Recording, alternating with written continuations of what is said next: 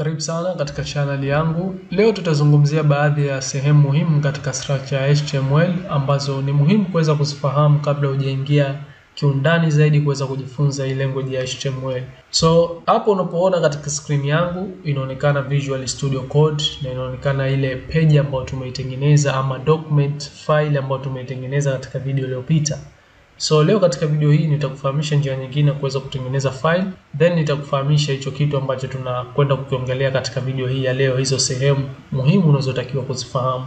Ila kabla ya kuweza kutengeneza hiyo file nyingine, nitachukua kodi hizi ambazo zipo hapa, nitaziselect zote kama hivi, nita right click, nitakuja katika sehemu iliyoandikwa copy, na ukiangalia kuna keyboard shortcut ambayo ni Control C kuweza kucopy hizi kodi ambazo nimeziselect hapa. Na tayari nimezikopi, zimehifadhiwa katika clipboard. So njia nyingine ya kuweza kutengeneza file ndani ya Visual Studio Code, utakuja katika sehemu hii ya pembeni huku upande wa kushoto, kuna folder mbalimbali huku. Kuna folder ya mwanzo ambayo ni Explorer. So ukiklik hii inawezekana ikawa ipo collapse. Kwa ukiklik una expand na utaona imekuja sehemu kama hii ambayo inakupa uwezo wa open folder na pia inakupa uwezo wa create Java project, lakini sisi tutakwenda kuingia hapa katika open folder. Utaklik hapa, then utakuja katika folder yako ambayo unahitaji kuifungua katika Visual Studio Code. Kama mimi sina folder yoyote, lakini nahitaji kutengeneza hiyo folder huku. So imefunguka huko katika kompyuta yangu na nipo sehemu hii ya document. Nitatengeneza folder hapa, new folder. Hilo folder nitaliita HTML course. Okay, then nita click enter, nitaingia huko ndani ya ile folder. Folder langu lipo selected hapa la HTML course, nita click select folder, then itafunguka Visual Studio Code yangu ikiwa imefunguka katika lile folder. So hapa acha tusubiri load.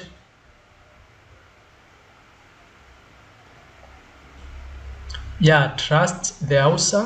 So yes, I trust the browser.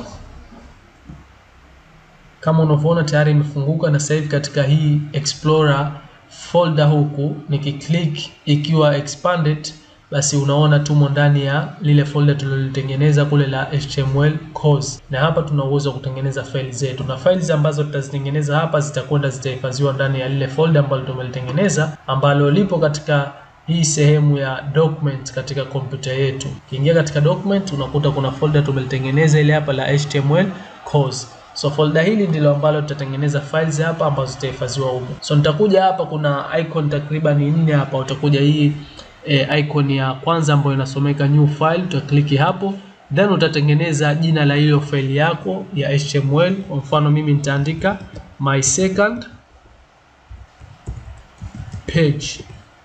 page.html. Usisahau extension ya hiyo document yako kama unakwenda kuandika hizo kodi za HTML. So nimeandika hapa .html kama ndio extension yangu. Ukisahau kuweka hii extension ya .html, hutaweza kuenda kuiona hii document yako ambayo unaitengeneza ya kodi zako za HTML katika browser yako. Na pia Visual Studio Code haitoitambua hizo kodi ambazo utaziingiza ikiwa hujaisevia katika HTML extension.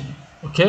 Kwa usisahau kitu hicho, andika jina la hiyo document yako, then .extension ya HTML ambayo ni .html.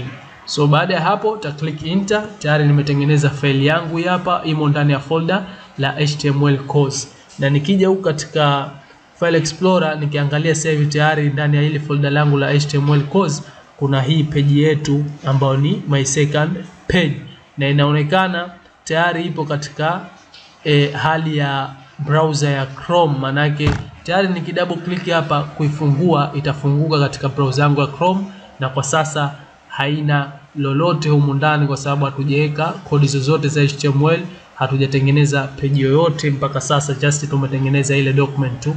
So baada ya hapo nitazipaste zile kodi ambazo nimezikopi kule katika ile file yangu ya mwanzo tuliyotumia katika video iliyopita. Nita right click, nitakuja hapa paste, na tayari kodi zangu zimeweza kupastiwa hapa ambazo zinaonekana hivi. So nitaondoa hii page yangu ya kwanza, nitaandika ya pili. Baada ya hapo nita save. Kusave ni ku click Control S kama ni keyboard shortcut, ama kuja katika file na kuclick save. Kwa vile tayari umesha-save katika .html tayari inatambulikana, basi just ni kuclick to save na kuweza kusave hizo change ambazo utakuwa unazifanya katika Visual Studio yako katika kutengeneza hizo page zako. Baada ya hapo nikija katika browser sasa hivi nikirefresh hii page yangu hapa itabadilika. Kama unavyoona imekuja Karibu tujifunze HTML language pamoja. So usisahau kusubscribe my channel, na hapa katika title imekuja web page yangu ya pili. Ukiangalia hii title yetu hapa inasomeka hivyo, page yangu ya pili.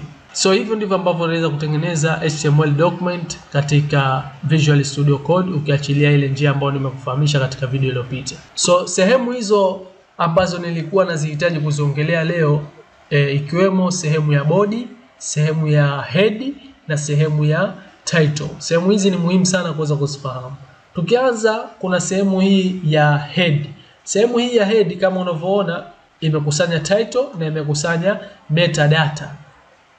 Kwa sasa hatutoingia kiundani kuhusiana na hizi metadata, lakini tambua kuwa sehemu hii ya head itaenda kukusanya title yako ya page yako, na pia itaenda kukusanya links mbalimbali na metadata mbalimbali. Baadaye utakuja kufahamu haswa hizo metadata ni kitu gani na zinafanya kazi gani katika hizi web page zetu.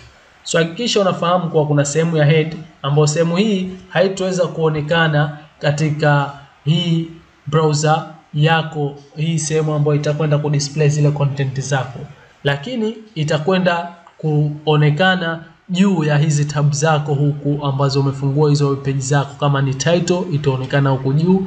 Kwa kitu chochote ambacho utakiweka humu ndani ya head hakitaonekana katika hii browser window yako hapa, lakini kitaonekana katika top ya hii page yako. Mfano katika huku katika tab zako huku itaweza kusoma ile title umeiweka pengine katika hiyo head, na title siku zote inakaa ndani ya sehemu hii ya head.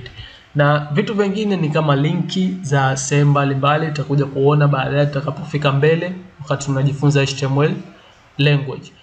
Then ukiachilia hii sehemu ya head kuna sehemu ya body, nayo ni sehemu muhimu kuweza kuifahamu. Body, sehemu hii ni sehemu ambayo utaweza kuweka zile content zako zote, na sehemu hii ndio hii ambayo unaiona hapa, ambapo niliongelea katika video ya kwanza kama sikosei, sehemu hii ya body kiundani kidogo. So hii sehemu hii ndio ambayo itakusanya content zako ambazo utazipangilia the way ambavyo unahitaji uweze onekane, kama unavyoona zile site mbalimbali. So zile vitu vyote vile vitakuja display hapa, objects mbalimbali, picha, video, matangazo na mambo mengi tu ambayo yanakuwa yanaonekana katika body. So nilihitaji leo kuweza kufahamisha hizo sehemu tatu muhimu ambayo ni head na sehemu ya title na sehemu ya body. Hii title imo ndani ya sehemu ya head. Kwa hakikisha unafahamu vipengele hivyo vitatu ili baadaye utakapokuwa unaanza kutengeneza hizo page zako unajua kipi kinakaa wapi na wapi kinakaa kipi. So asante sana, endelea kufuatilia channel yangu. Natumai umeweza kujifunza kitu japo kidogo, lakini umepata kitu kipya. So tukutane katika video ambayo itafuata, tutakuja kufahamishana baadhi ya vitu vingine ambavyo tunahitajika kuweza kuvifahamu kabla ya kuweza kuingia in deep kuweza kujifunza HTML language. So asante sana. Share na wengine wapate kujifunza. Subscribe my YouTube channel kama hujasubscribe. Tukutane katika video ijayo.